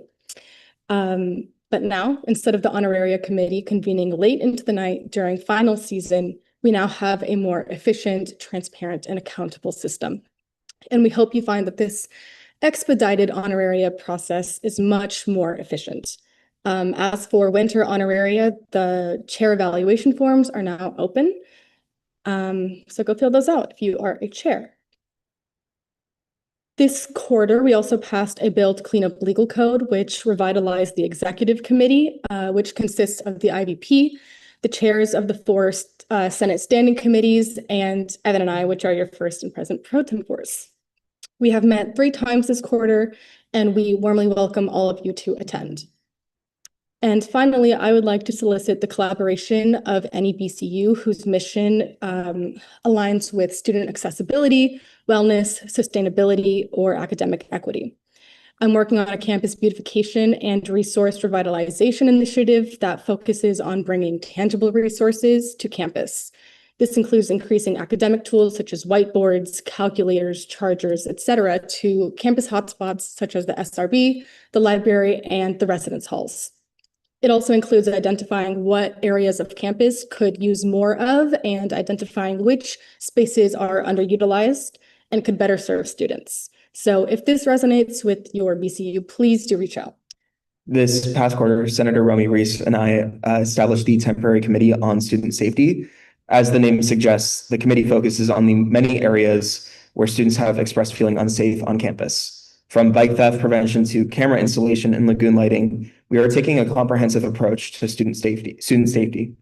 Our shared goal is simple: to improve the safety and well-being and overall experience of all students at UCSB. On the topic of lagoon lighting, the California Coastal Commission approved UCSB's emergency permit to install cameras at the lagoon and West Campus. These measures are intended to help deter the serious crimes that have occurred over the past several decades and in recent months. I want to thank the Take Back the Night Committee and UCPD and our many campus partners who have supported this effort. I look forward to the installation of long-term lighting solutions in the near future. Lastly, I want to address a new piece of legislation again, the bill to standardize departments, boards, commissions, and units. I know it's a mouthful and it sounds like a change. It is a change, but it's a thoughtful, intentional, and well-designed change to strengthen both our BCUs and overall structure of associated students. Let me ask, does anyone know what a board, commission, or unit is, or the difference is? The answer, there currently isn't one in our legal code. The bill organizes BCUs into what would be 5 departments, helping better define the goals and mission of associated students at UCSB, while formally clarifying what constitutes a board, commission, or unit. The legislation also increases the support for BCUs by creating department chairs, who can help streamline communication with the AS Senate and elevate the important work you are already doing. I shared this information association-wide, and I welcome any feedback. BCUs will not lose any autonomy, nor will their governing practices change. This bill simply provides greater structure, clarity, and institutional support for everyone involved. The very campaign promises Senator Jones and I ran on. And with that, we rest. Thank you, guys. Much appreciated.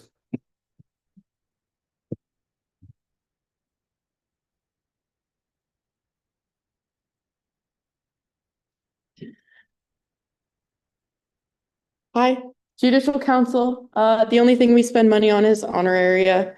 This quarter, we've been upgrading our website to improve user experience. We've changed the layout of our petition to make it so that every single process that you're trying to reach out to JC for goes through one unified door, essentially, and then we help you sort your issue out into the proper JC procedure. We've also been creating more physical resources within our office. We've done essentially all of our judicial council tasks this quarter except for honoraria things. And we've maintained a full Senate presence every week this quarter. That's JC. Thanks.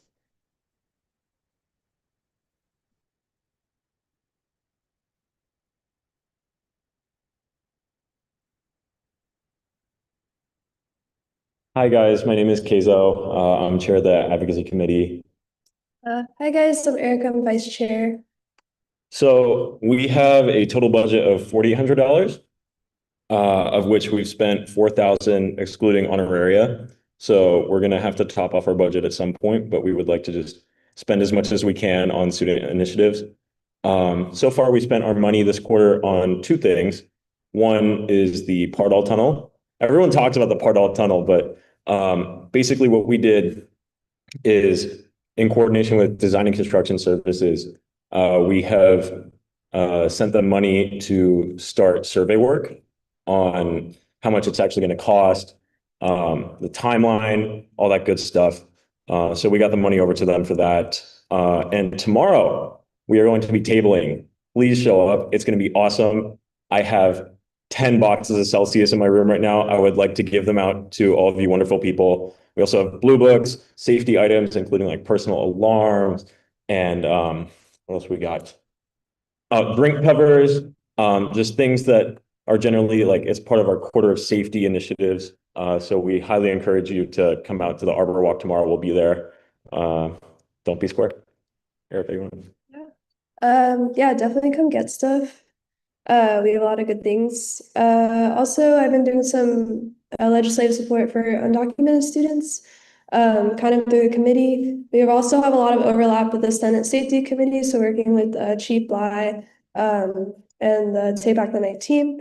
We're also working on campus beautification, so adding more benches and study spaces on campus. And we also promote a lot of BCU efforts. There's some BCUs here that have sent stuff to our Instagram that we repost. So please send stuff our way. It's just Senate Advocacy Committee, and we'll be happy to repost it for you guys. So thank you so much. 11 a.m. at the Arbor Walk. See you there.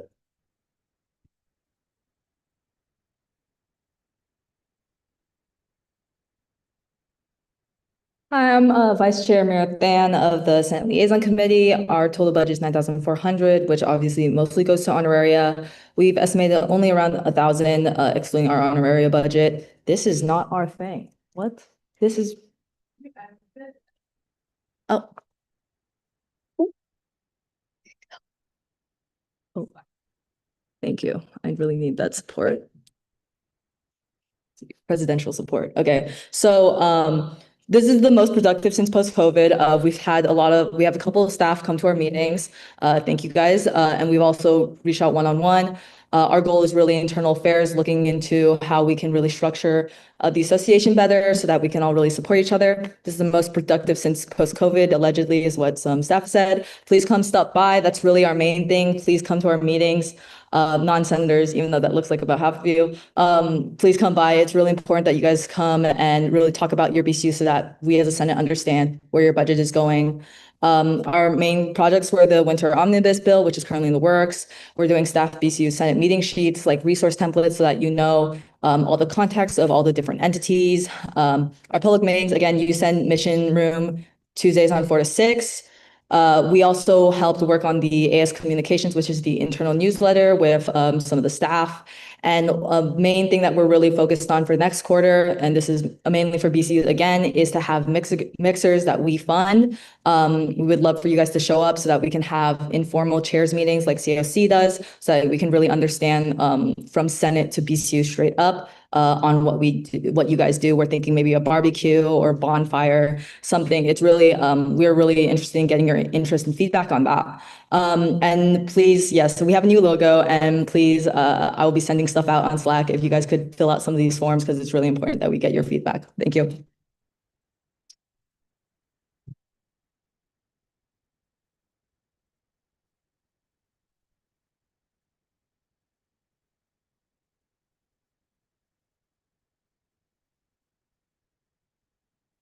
Ladies and gentlemen, Mapache's Quest.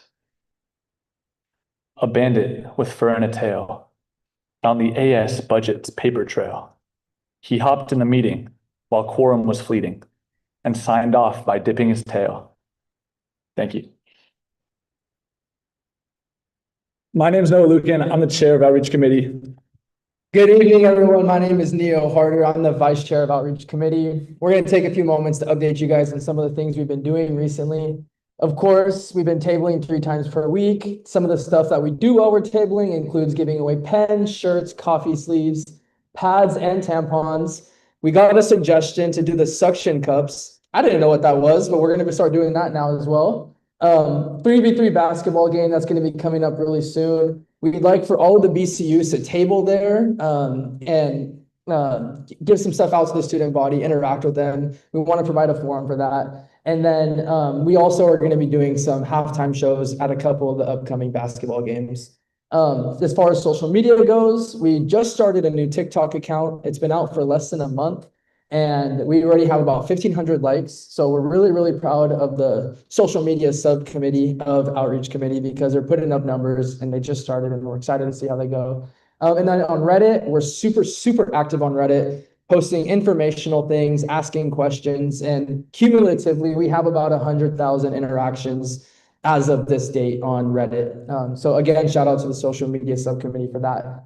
As far as projects goes, we've been very recently in discussions with one of the vice chancellors about putting a second building on this campus, SRB number 2. We just basically issued a feasibility study, which was very important for everyone here to interact with because this is a literal say in putting a building on this campus. And so we'd be really, really happy if you guys reached out to us in that regard. Your voices really matter. In collaboration with the advocacy committee, we're going to be launching a mobile food pantry super, super soon to address one of the biggest issues on the campus, which is accessibility to food. And that space in between IV and the food bank is one of the biggest problems, unfortunately. And then also our committee is launching a Future Leaders in Governance Fellowship. It's really, really cool. Anyone here can apply for the future and you can share it with your friends. We're looking to put a lot of people in local and higher up offices, including Adam Schiff and everyone in between. So really, really good opportunity. And I'm going to pass it off to Senator Lucan. Yeah, some of the other initiatives we have worked on are supporting the IAC with their investment policy statement. Hopefully next week we will be installing sustainable laundry detergent dispensers in the dorms, and students from the dorms will be able to be hired to help maintain those, which is another benefit. Shout out to the Book Bank for helping us with the textbook grant support program. Really happy to have collaborated with them on that. We are working on a class action lawsuit against Ivy landlords. So if that is something that interests you, please reach out to us. We'll be collaborating with the EVPLA's office on that, as well as a living condition study in IV. This will be the first ever statistically significant representative sample survey of everything in IV, from mold to water quality, all the way down to rent prices and everything in between. So if you're interested in that as well, please reach out. Thank you guys for your time, and thank you for being here. Thank you guys so much. Go Gauchos.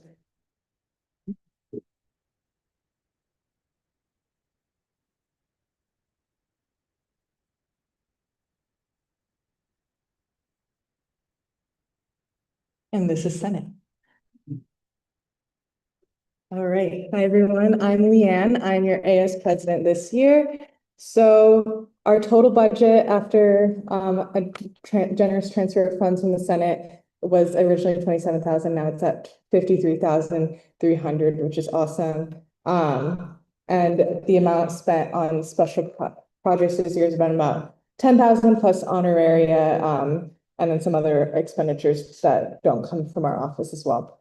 So some events that we've done that I'd like to highlight for you is our Protect Your Peers Week, which we did in collaboration with the Student Advocate General and the EVPSA. We hosted a rapid response training on campus, which had this entire room was completely packed, had over like 250 attendees. We also did a Know Your Rights and Legal Resources workshop, a town hall, and U.S. immigration history teach-in, all about making students more aware and prepared to protect undocumented students on campus. I also table every other week at the Arbor, and I talk to around 100 students per week all about what AS is. And they also get to just enjoy coffee and donuts, which is always lovely. Yeah, we're continuing the Ivy Farmers Market series. We did a Valentine's photo booth. We've got the AS Quarterly Banquet, State Association. Some upcoming things that I'd like to highlight is tomorrow we will be hosting our annual mental health town hall, where students will have the opportunity to learn about mental health first aid, some de-stressing practices, how to be a good mental health leader, and also be able to raise concerns about mental health services on campus to administration, including our Vice Chancellor of Student Wellbeing and our Director of CAPS. Some other things coming up on Saturday, we're going to have a petting zoo collaboration with CAUSEWeb and Ivy Flea Market. We've got some other collaborations and a lot of food services during week 10. So keep an eye out on the Instagram profile. Some projects my office has been working on for this quarter, continuing the AS newsletter. The next one will go out on Sunday. So you have until I think tomorrow night to submit if you have any upcoming events. The Student of the Quarter Award, the nomination form is open now. So if you guys know anyone, or if you guys have anyone in your commissions or your friends in AS who you think have done an outstanding job, I encourage you to nominate them for the award, and they'll receive an additional $300 in honoraria. The winners for the Outstanding VC Award for last quarter will be announced this week to be affirmed at the Senate next week. I'm slowly working on AS spaces and renovations and storage, and some other things I've been working on. The AS Executive Director Search Committee. We reviewed 37 applications for the committee. We conducted 6 Zoom interviews, and we're bringing 3 finalists to campus. As I mentioned in the beginning, I emailed you all the dates. I strongly encourage you to come to the open forums to ask questions to the finalists. As was mentioned earlier, Earth Month is coming up from our office. It's an huge month-long of events surrounding environmental advocacy. So if you or an RCO would like to host an event, we have funding for that. Some other big things, my office has been working on a meal plan reform project to integrate dining dollars into the meal plans. So the current phase, we are surveying students and meeting with housing about this change. And then also looking into changing the mascot at UCSB. So we're currently surveying students on their feelings about the Gaucho and if perhaps we need a change. And then the last thing I'll highlight is we're going to be doing a career clothing drive to get students, but also a lot of professors and staff to donate any old professional clothes they have so that we can redistribute those to students. And on the left, just for transparency's sake, the meetings I attend throughout the quarter, if anyone's interested. I was able to meet with Chancellor Osanes twice this quarter, and we talked a lot about commencement and student safety and just other changes he wants to see made on campus and changes I want to see made on campus as well. And before I pass it off, scan this QR code and you guys can take the Gaucho, the mascot survey. I encourage you to do that. And again, the town hall is tomorrow. Thank you.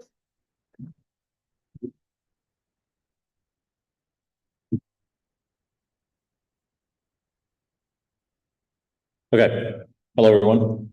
So winter has also been a project intensive quarter, and I'll try to begin with some longer term, more complex ones and move towards ones with a somewhat narrower goal.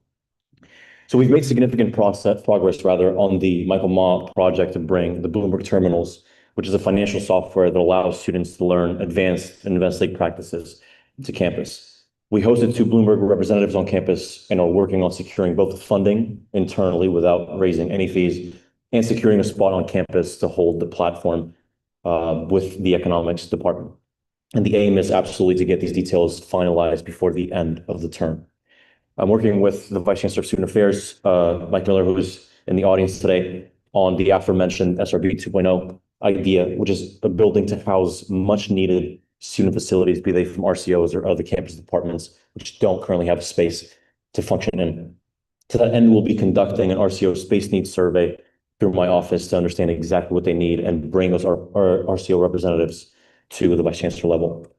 At the same time, we're working with VC Miller and the Vice Chancellor of Administrative Services, Gary McPherson, with the aim of directing AS funds to the Ocean Road and El Colegio Road sections you might be familiar with as you turn right onto the athletics area, which is just in abominable condition, no matter if you're walking, driving, biking through there. This is in keeping with the great success of the bike committee and the increased investment in infrastructure from the association, which is already yielding results. And we think it makes student life much better, especially as traffic in that area will increase because of the San Benito housing project. We're speaking of, along with my chief of staff, Casey Carnell, and publicity coordinator, Osinu, we went over to the San Benito site just last week. And this represented a real success as we've been advocating for this project for some time now. And it'll bring, of course, upwards of 2,000 beds, which students need to decrease the pressure on housing in Isla Vista. At the same time, Casey's representing student needs on the East Campus mitigation group, which will tear down Santa Rosa and Ortega and build something anew there. So much is happening on the housing front. This quarter, we launched the Ivy Green Workshop series with the EVPLA's office to bring planting and food security practices to students accessibly. So every Friday at 1, please do join. The Pearman Fellowship has been uniquely successful this term. We've gotten many more students than usual and are keeping them actively engaged throughout their offices. And the execs will be speaking at a Pearman event tomorrow. So really excited about that. Our academic affairs director is working with the computer science department to allow that major, or rather CS, to be taken as a minor for students in other majors in engineering, because we're currently the only UC where that is not a possibility. And of course, this would expand opportunities. Our office has been working to reestablish connections with local nonprofits, including, as you can see, sort of on the left, by funding and serving dinners twice this quarter at the Transition House, which is an exceptional institution serving local families which face homelessness. Each time, this has been a beautiful experience, and we hope to see a much closer connection between the association and local orgs doing humanitarian work. Last quarter, we started the UC IVP Council, connecting offices from across the system. And this weekend, we're heading to UCLA to host a joint meeting with our counterparts and exchange ideas, especially as they're at the front of significant federal pressure. So trying to increase that cross-campus collaboration as well. Next quarter, we're bringing the Ivy Underground event to the UCenn lawn, which includes incredible performances by bands, a beer garden. This will be on April 24th, so please stay updated on that. And this Friday at 1 p.m., we're taking the lead on the Meet the Execs event at Zocalo's and Ivy. And I personally think if there's anything to go to this week, it's got to be this. We're giving out free AS merch and reusable cups and about 90 free Zocalo's drinks. And this is obviously a part of a broader campaign to make ourselves a presence in student lives constructively as much as possible. And we hope to see many of you there. Thank you so much.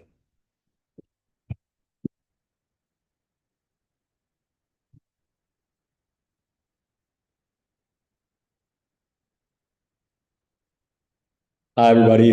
My name's EJ. It's good to see you guys today. I serve as your external vice president for local affairs. So our office's total budget's $30,000. About $13,000 of that's honoraria.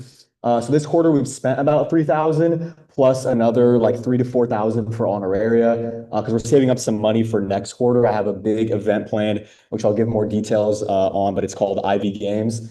So I'm looking forward to that. Early in the quarter, we did some Save Utopia lobbying. I lobbied all 5 of the Board of Supervisors members. And I also, we organized for 20 or so students to come to the Board of Supervisors meeting in January. So thanks to all of you who showed up.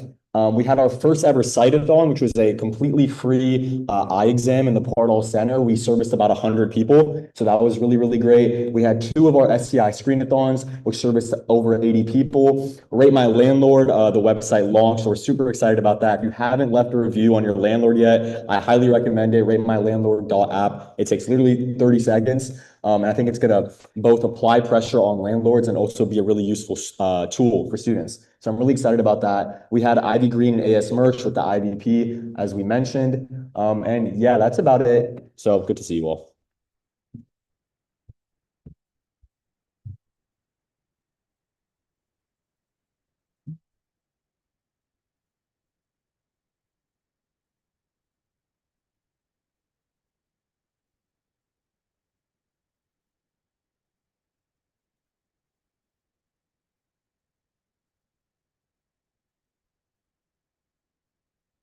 Hi, guys. I'm Leah. I'm your external vice president of actually technically for statewide affairs. Our total budget is 100,000. This quarter, we've estimated we spent between 45 to 60,000. A lot of that was on the Students of Color conference that we hosted, but we are expecting to get some reimbursements from UC Student Association as it was hosted with them as well. We also have, sorry, I think updated some things that didn't really go through. We have our weekly core staff, university affairs, legislative division, and organizing division meetings. As Leanne mentioned, we had a Protect Your Peers Week in collaboration with the president and student advocate general. We travel each month typically to have board meetings at various UC campuses. This month we went to UC Riverside. With our lobbying trips coming up, a lot of those will be virtual, but with just all of our campuses coming together to discuss our campus-wide initiatives, what we hope to do. Currently, we're working on kind of vetting certain governor candidates that are planning to run, seeing which ones we can endorse as UC students.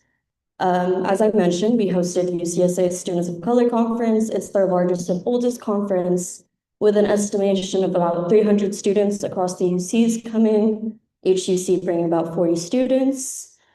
That consisted of different workshops and community spaces for students to feel empowered to get involved in advocacy, whether that is organizing or the legislative aspect of it. As Lobby Corps mentioned, we are working on bringing students to the Student Lobby Conference.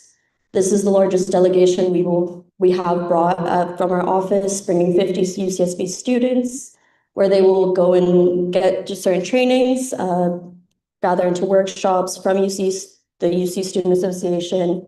And on our last day, we'll be going to the state capitol, where they'll be lobbying to the representatives on the different initiatives that UCSA has decided are our biggest campaigns this year. We also have a lot of our lobbying days coming up. Those will be pretty early next quarter, but definitely keep an eye out for on Instagram different posts from us and Lobby Corps. We have our Transfer Student Advocacy Day, our Black Student Advocacy Day, Latina Advocacy Day. We are working on getting the ANAPISI in SWANA, which is, for those of you who aren't familiar, Asian American Pacific Islander and Southwest Asian North African lobbying days. Those are newer ones we've worked with UCSA to establish. Along with that, though, before we go on those trainings, we will be having town halls this quarter where we're trying to gather information from students in those communities, seeing what is most important to them to lobby for on top of what UCSA has already determined we will be lobbying for. And with that, as Lobby Corps mentioned, we will have trainings for each of these trips. As EVPs across the campus, we'll be meeting with our UC President Milliken right after that lobbying trip. Currently working on a lot of those agenda items, solidifying that, but really advocating for our undocumented students is still at the top of our list, as we have yet to see the UC enforce SB 98, as they do have their own jurisdiction within their constitution to do that. And at the end of this quarter, we will be bringing 15 students to Washington, D.C. for our UC-wide Hill Day, which will also consist of different programming and trainings from UCSA and their guest speakers. Later on, we will have our UCSB specific Hill Day, but that is, I believe, in May. Something also to keep an eye out for, but won't have those similar trainings. We've been working on reviewing and approving different funding requests from our UCSA funds for different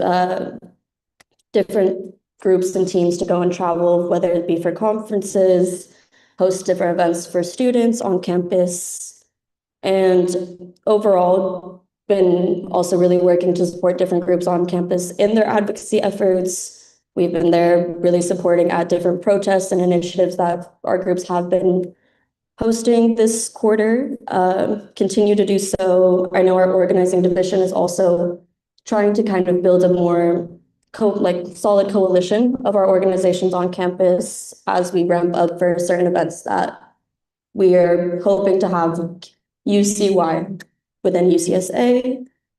And yeah, I think that's most of it.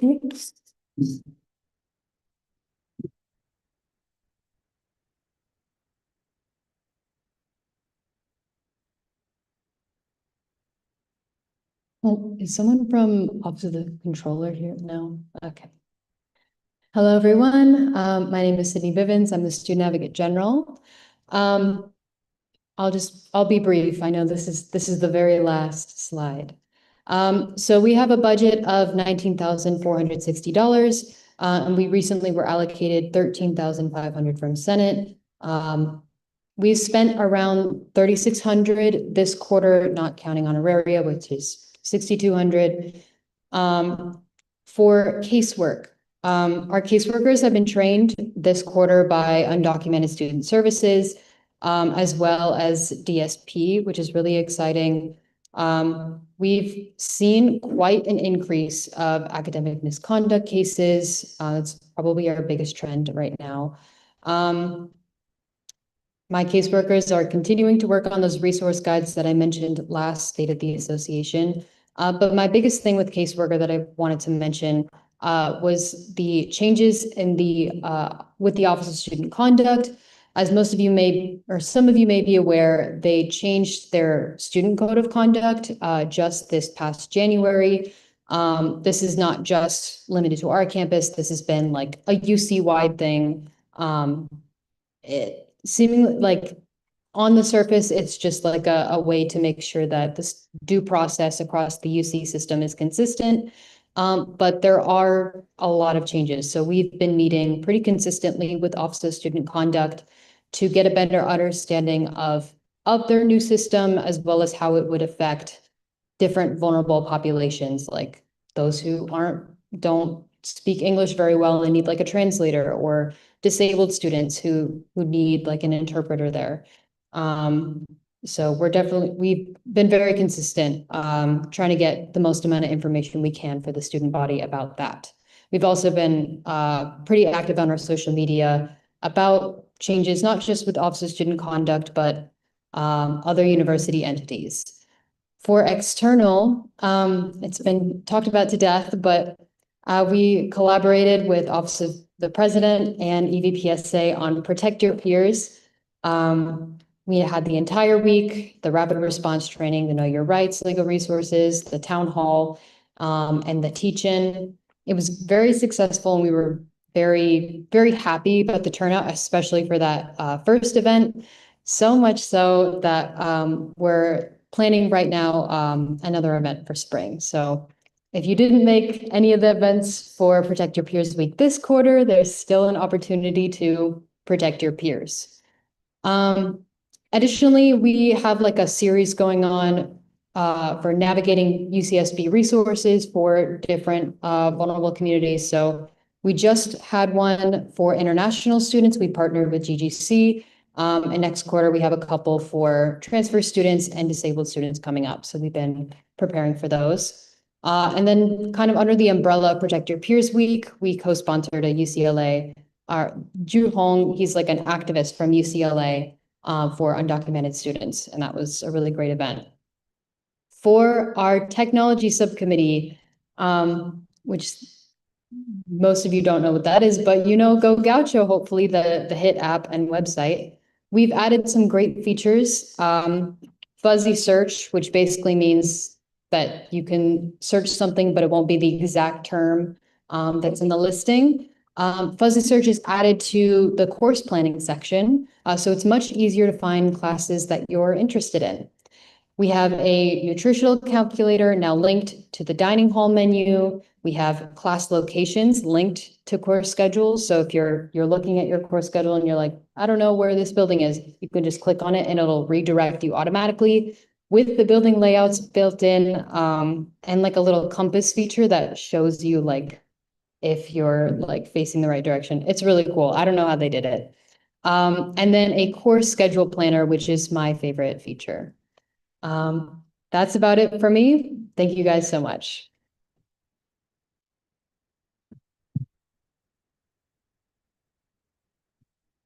So sorry, guys. I have to do the UCIV slide. I completely forgot, which is my fault, but I'll be super quick. UCIV, they're the tents you see down on DP, which give out Narcan, fentanyl testing strips, snacks, and water on nights out. They completed 16 shifts total on Friday. So the busiest shift was Friday. They had over 700 people visit their main tent. 4 requested escorts and 16 sat at the tent. And then on Saturday, February 14th, they had about 240 people visit the tent. They've seen an average of 200 to 550 people at the main tent on DP every shift. They do amazing work. I want to shout out to Chair Samira Casillas and all the reps. So yeah, thank you.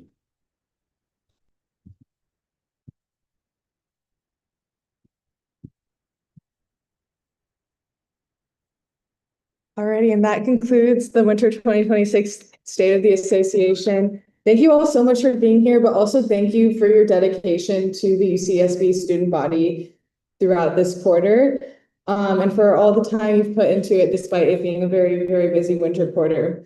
We only have 1 quarter left of the year, which is super crazy. But as we enter that quarter, I want you to think about, with about 8 weeks left, next quarter, what do you want to accomplish in that time, and what legacy do you want to leave from your positions? You can think about, is your time in AS over, or is it continuing? Maybe you're going to pursue a new role or run for an office, or influence the future of AS with the said executive director panels.